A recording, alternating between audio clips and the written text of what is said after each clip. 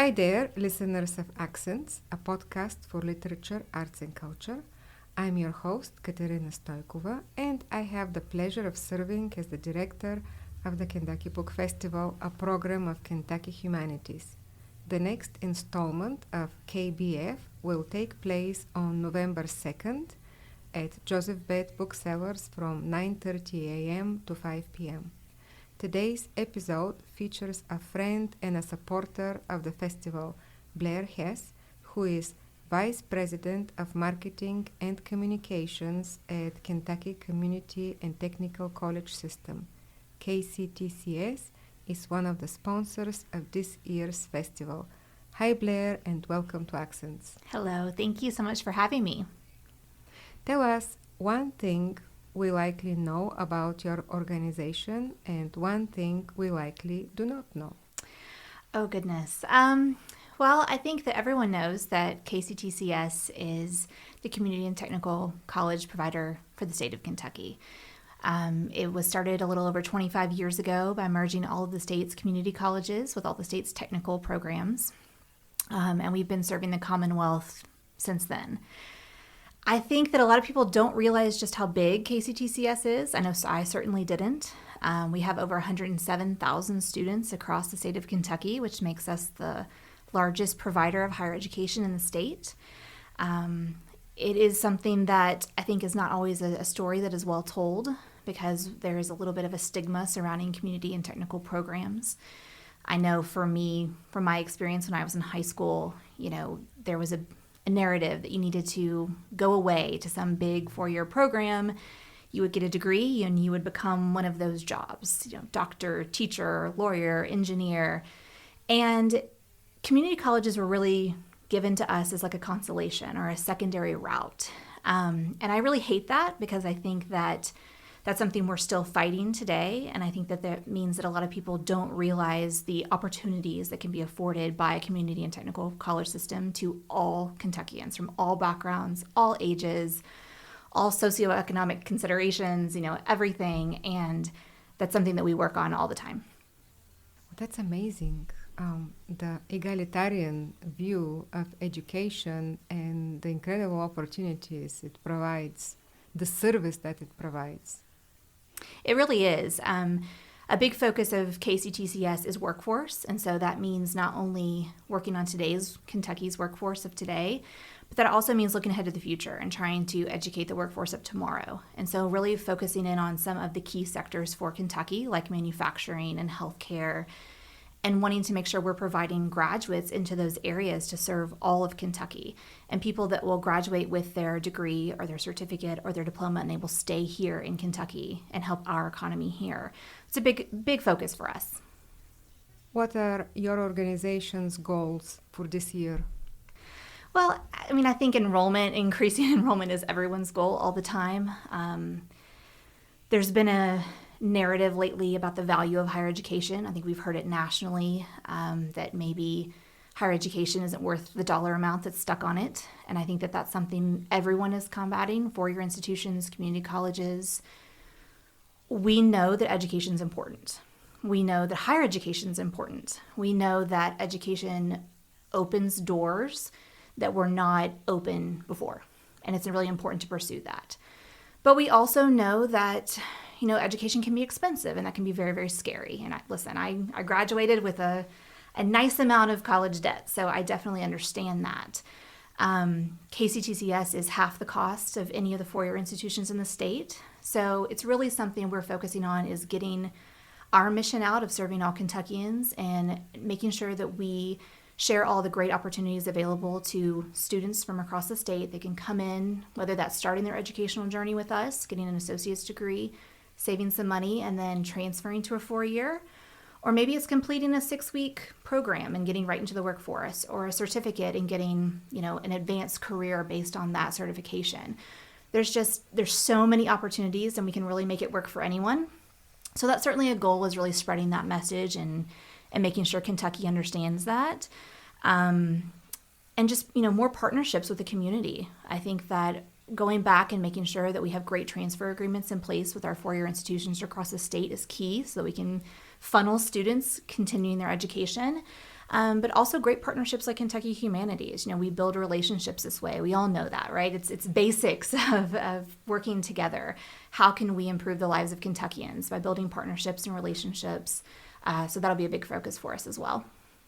Can you speak to, I guess, variety of educational options such as online and as well as in person? Sure, yes. We have 16 colleges and 70 campuses across the state. We like to tell people that every Kentuckian is about 35 minutes from one of our campuses.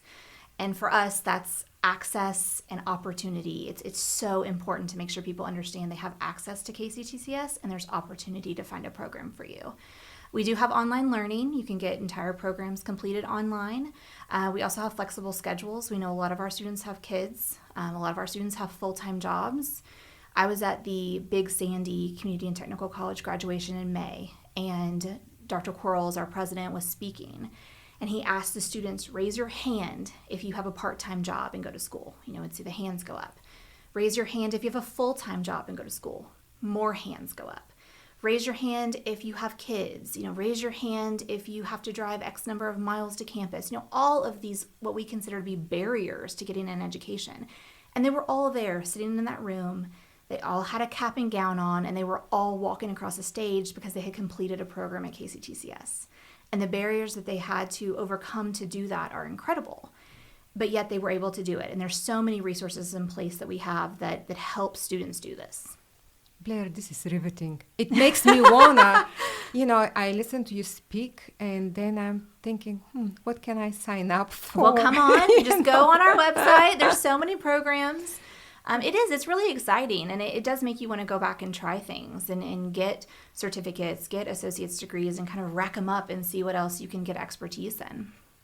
Have you signed up for something since you've been working at KCTCS? So I haven't yet. I've only been there since April 1st, so give me like a semester of grace, maybe in the spring semester. But I have all kinds of things that I have said I want to do. I joked with our business office the other day that I was going to go get my accounting certificate so that I could figure out what they were talking about all the time. You know, communications people, sometimes we struggle with the numbers. But I think that that's the incredible thing is I could do that. You know, and not only is it because it's a benefit to me and my job to be able to take those classes, but it's also, I know that I could work my 8 to 5 job and still do it. You know, I know that I could take it online. I could go to one of the campuses across the state. Between my house and my office, I passed 2 campuses. That's incredible. And that's just, like I said, it's access, it's opportunity, and it's such an encouraging feeling. What would you like the future of your organization to look like? You know, we always say bigger and more students, and I think that's definitely true. But for me, and what I think the vision for, our president, Dr. Quarles, is really a representation of Kentucky. You know, opening that classroom door, seeing the range of students, knowing they're from all different backgrounds, knowing they came from different circumstances, knowing they're different ages and at different points in their life, and yet they're here pursuing their education because it's bettering their lives. It's bettering the lives of their families and their future generations and their communities. And we make Kentucky better by educating ourselves. So I think we'd love to see more of that in representation. We'd love to see more partnerships in the community and making sure that we are out and about and educating folks just about the opportunities available to them. And what motivated you to support the Kentucky Book Festival? Well, partnership for one, like I've mentioned. We do a lot of work with the skills-based programs, welding and HVAC mechanic and a lot of the hands-on career-focused certificates. But we also want to make sure that we're partnering with the humanities because we have a lot of associate's degrees and a lot of programs on the other side of things. So we want to make sure that we're serving all Kentuckians no matter what they're interested in. Now, in a very lucky turn of events, you're one of the authors in this year's lineup. You and Cameron Ludwick are the co-authors of Kentucky Y'all, a non-fiction title out by the University Press of Kentucky. Writer Chris Offutt says, if you love Kentucky or love someone from Kentucky, you will love this book. And I'll add that this is a book about things we love, isn't it? It is. It's This is one of those strange times when my worlds collide, and I get to talk about KCTCS, but I also am going to be at the book fair as an author, which I'm so excited. Cameron is so excited. We haven't been at the book fair since, I was trying to remember, it's either 2018 or 2019. It's been several years, so we were very excited to be back. So how did you get the idea of writing this book? Well, Cameron and I started writing together, probably about 15 years ago. We've been friends for a very long time, and we've always traveled together. Sometimes that was around Kentucky. Sometimes that was other places. We've been to several countries together. It's just something we've always enjoyed doing. And it was kind of by chance that one day Cameron mentioned that she had never been to Mammoth Cave. And I was just so offended by this. I thought, how can you grow up in Kentucky? We're both from here. We both grew up here. How can you have not been to Mammoth Cave? It just seemed like this staple of Kentucky to me. And so we decided to go. And we decided to write about our experience, and we started a blog called My Old Kentucky Road Trip. And we started traveling across the state together and blogging about our adventures. And we would talk about our experience. We would talk about kind of tips for going there. And it just grew into a book. And so we wrote 4 travel guides together. And through that, and through traveling across the state, it reintroduced us to the state of Kentucky. We thought we knew it. We're both from here. I'm a 7th generation Kentuckian. I have a lot of roots here. And I thought I understood the state. And yet we would meet people, and we'd be welcome into people's homes, and we would learn something new about Kentucky. So Kentucky, y'all, is our first non-road trip book. It's our first not travel guide. And it's really, Cameron will probably kill me for saying it, but it's really our love letter to Kentucky. It's an appreciation of all the things we love about the state that we already knew, that we learned. And, it's always been a quest of ours to teach people about history and culture, but not do it by being a historian or writing a boring history book. We wanted to make it fun and exciting and feel like you were having a conversation with us. So that was really the goal of this book and how it all came to be. So it's organized in 6 parts. Part 1, food. Part 2, alcohol. Part 3, horses. Part 4, sports. I'm going to have to stop you here at part 5 to explain yourself. Okay. Because we're on accents, right? Yes, accents. So, we approached this book kind of a how to be a Kentuckian mentality of, how to dress like a Kentuckian, how to eat like a Kentuckian, how to drink like a Kentuckian. And obviously we know that's one version of Kentucky, that there are lots of different versions of Kentucky, but we wanted to show sort of the culture and the history through that. Then we got to this section of, well, how does one talk like a Kentuckian? And it evolved into this idea that, where does the accent come from? What is the Kentucky accent? If you go from Eastern Kentucky to Central Kentucky to Western Kentucky, how does it change? Because it's so drastically different in Appalachia, and the words that are spoken and the phrases and the roots in Elizabethan English. It's incredible. Some of the similarities between Appalachian phrases and Shakespeare. It's absolutely incredible. And then you get to the western part of the state, and it's a little bit different. It's a little bit flatter. And so, both in accent and in geography. And so it kind of evolved into us telling that story. And it's been a lot of fun looking up the different turns of phrase, the different things that I say all the time that I don't realize are Kentucky phrases or that people may not know the origins of. So that was one of my favorite parts to write. It's also funny because we have an audio book that accompanies this book. So we hired, people to read the book, and we had to put together a pronunciation guide for the book.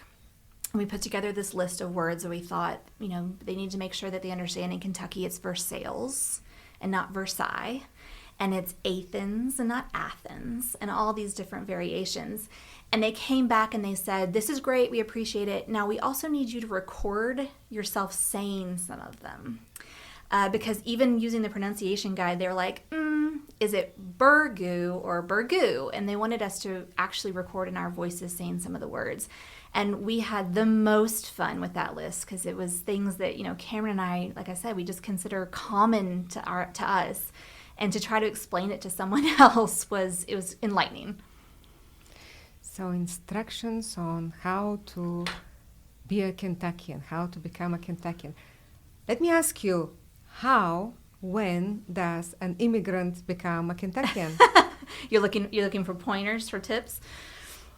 With your permission, and all of the above, I guess.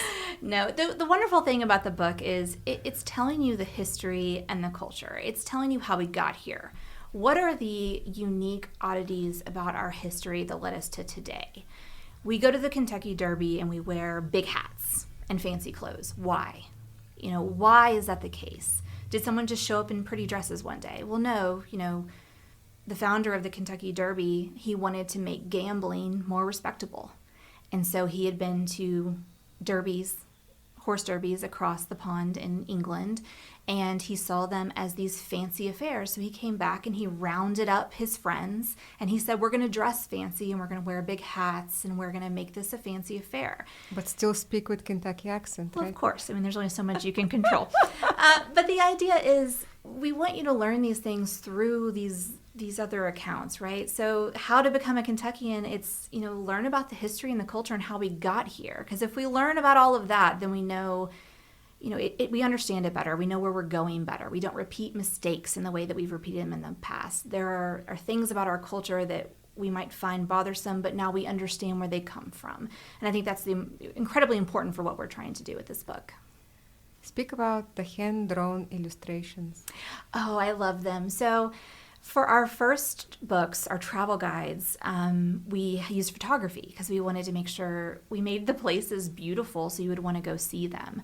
We really want people to get out and about and travel Kentucky. When it came to doing this book, we just didn't think photos really fit what we were trying to do. So we came up with this idea of wanting to make these little icons almost of Kentucky.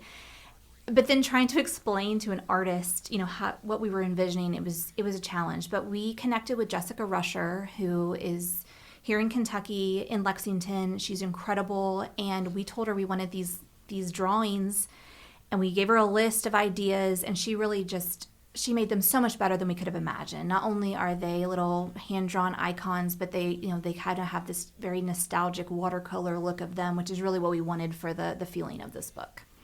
I wanted to show you a photo, me, in front of a KFC at a gas station on a highway somewhere in the middle of Bulgaria. Oh my gosh.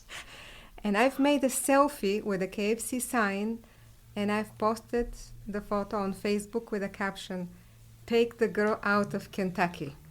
That's right. Cameron and I play a game when we travel internationally, and we have been to a few countries, and we always play a game of who can find the KFC fastest. So either we're together and we do it, or we'll be apart, and she'll text and say, I've landed, and then it's a competition for how long it takes her to find a KFC.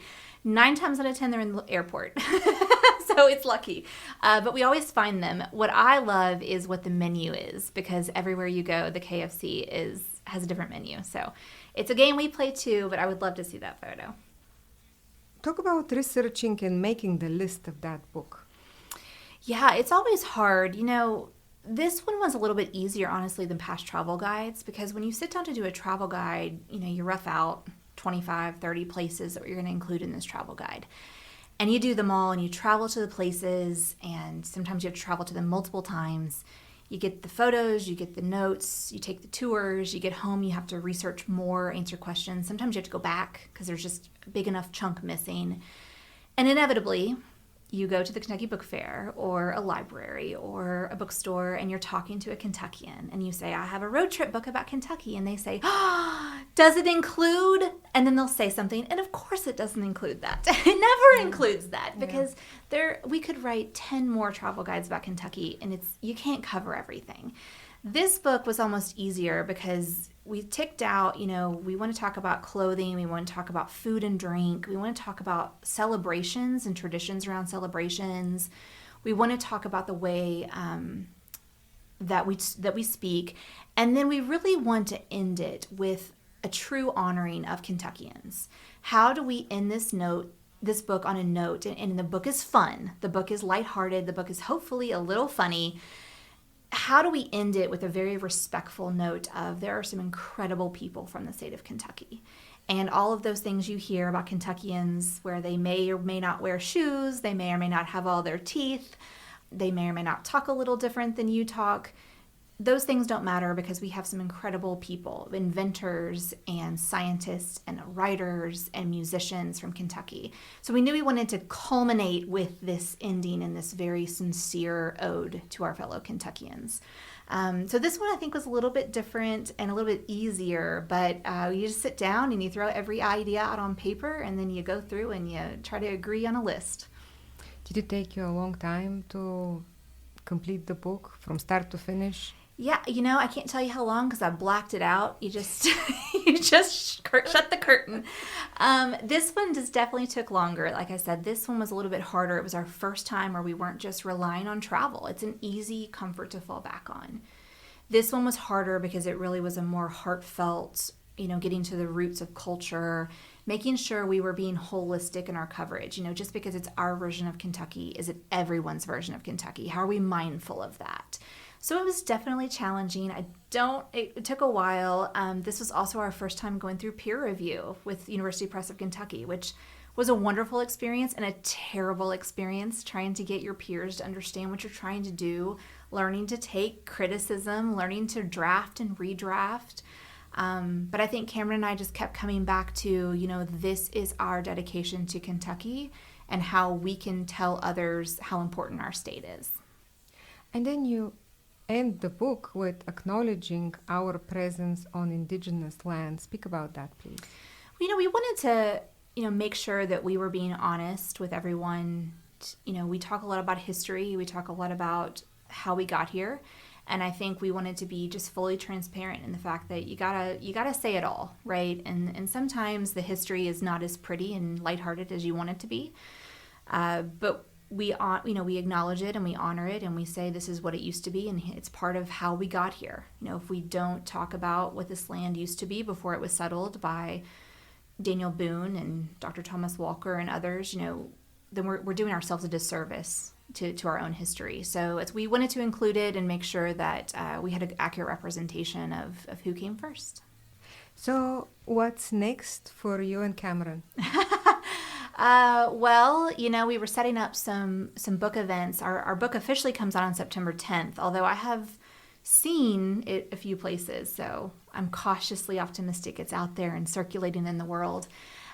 We have some book events for the next several months to the end of the year, but it's funny, I was talking with Cameron yesterday about an event, and she said, oh, well, we'll see so-and-so there, and maybe we can talk to them about our next book. And I went, oh gosh, she's already planning the next one. So every book we say is our last, and then every time we say it's our last, we end up thinking of another idea we want to do. So I don't know what's next. We enjoy writing together. We enjoy traveling together. I think we just do this as an excuse to keep doing that. Thank you for coming to Accents, and I'll see you at the festival November 2nd, 9:30 a.m. to 5 p.m. at Joseph Beth. I'm excited. See you there.